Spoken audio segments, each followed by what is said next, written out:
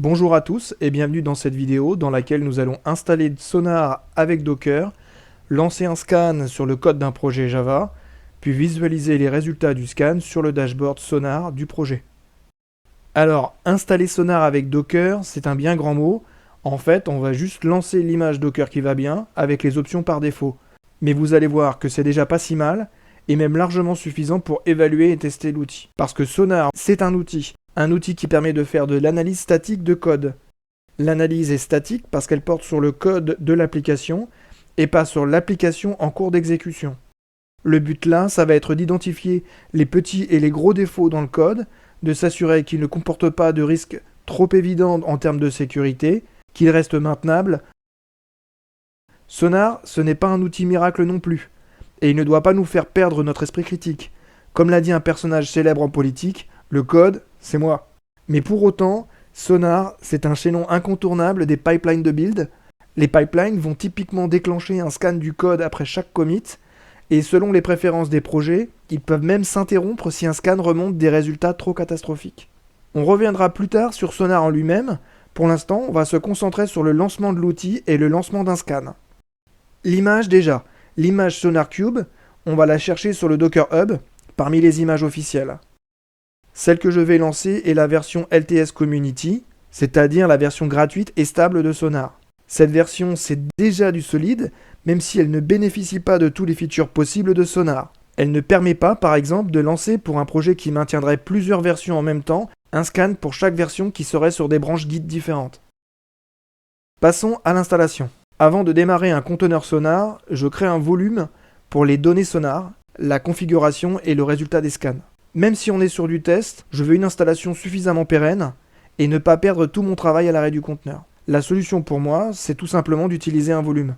Je crée un volume que j'appelle SonarCube_data. Docker, volume, create, SonarCube_data. Ensuite, je lance mon conteneur en mappant le port 9000 sur lequel Sonar va tourner au port 9000 de ma machine. Je monte mon volume sur le répertoire /opt/sonarcube/data.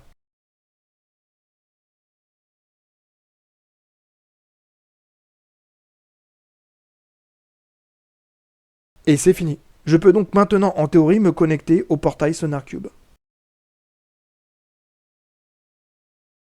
Si je tape localhost 2.9000 dans mon navigateur, je vois que Sonar est toujours en cours de démarrage.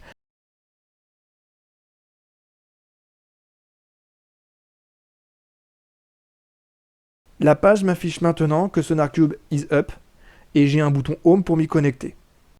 Sur la page Login, je me connecte en admin avec le mot de passe par défaut qui est admin. Je suis invité à le changer et me voilà connecté sur le portail.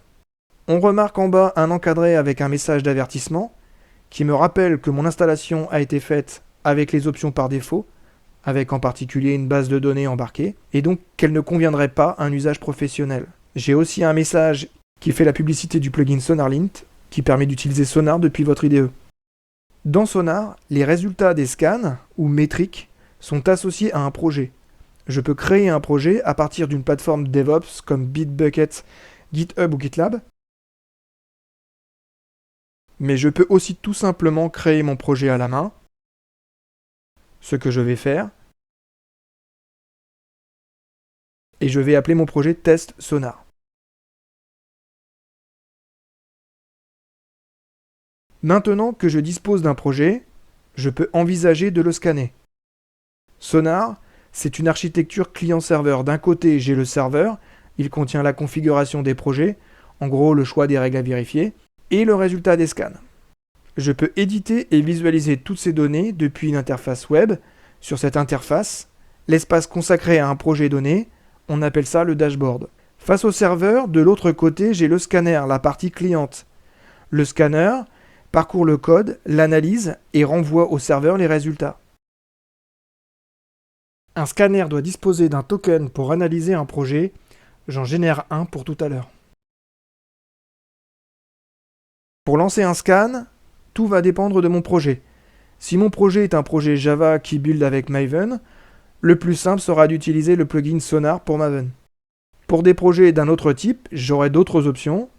Parmi elles, j'ai celle d'utiliser le scanner fourni par SonarCube. Mais pour ce qui nous concerne, ce sera un projet Java sous ma veine.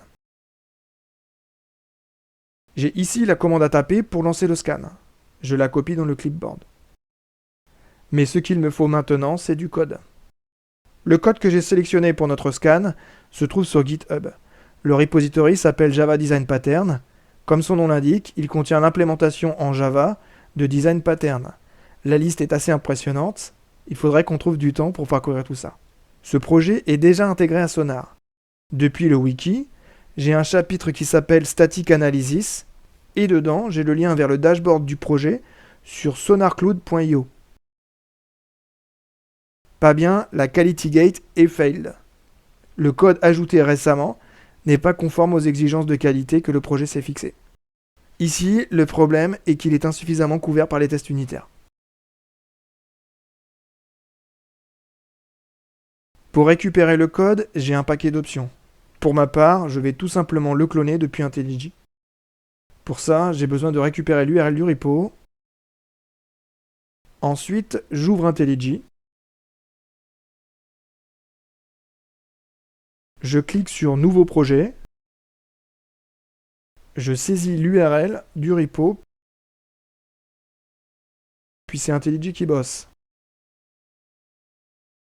Le projet est plus gros qu'il n'y paraît. L'indexation des fichiers prend un peu de temps. Il est temps de lancer un scan. J'aurais pu taper la commande que m'a fournie Sonar tout à l'heure directement dans IntelliJ. Là, je le fais dans une fenêtre en ligne de commande. Je colle la commande.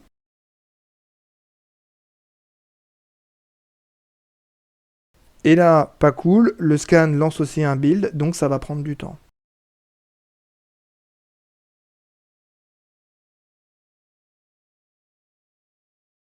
La partie intéressante des traces se trouve à la fin du scan proprement dit.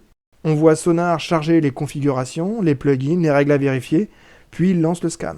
L'analyse ne prend pas tant de temps que ça. Là, je pense que Sonar a lancé des traitements en parallèle et qu'il attend le résultat de chacun d'entre eux.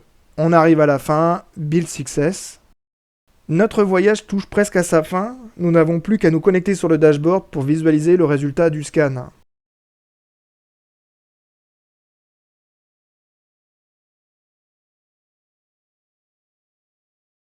On a, d'après Sonar, 44 bugs, aucune vulnérabilité, 31 points d'attention au niveau sécurité, et 435 bouts de code qui puent, traduction littérale de code smell. Pour rectifier tout ça, il nous faudrait d'après Sonar 7 jours. Je ne saurais pas vous dire si ça correspond à la vérité. Il faudrait faire l'exercice pour le savoir. Et ça, ce serait assez intéressant. Le taux de couverture des TU est de 81%, ce qui est plutôt très bien. Il y a très peu de duplication dans le code.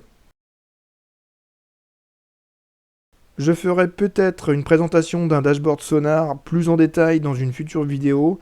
Mais pour ce qui est de cette vidéo, c'est bel et bien fini. Alors merci beaucoup et à bientôt.